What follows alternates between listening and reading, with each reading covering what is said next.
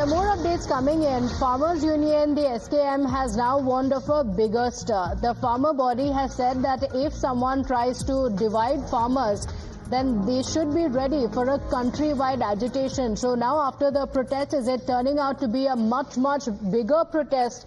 Listen in to what the farmer leaders are saying.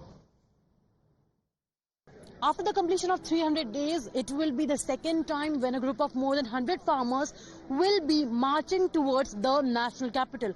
Currently, I'm reporting from Shambhu border, where the farmer leaders and the farmers have started gathering. And in fact, farmers are adamant on the fact that they do not want announcement, they want the implementation. And also they are saying that there is no communication from the side of government as of now for the talks. And in fact, the doors of talks from the side of the farmers are concerned. And a statement from the Agriculture Minister Shivraj Singh Chauhan in the Parliament day before yesterday, where he has assured for the MSP, but the farmers said that they do not want assurance, they want implementation, they want a legal guarantee for the MSP. I'll also show you the visuals so as to what is happening over here.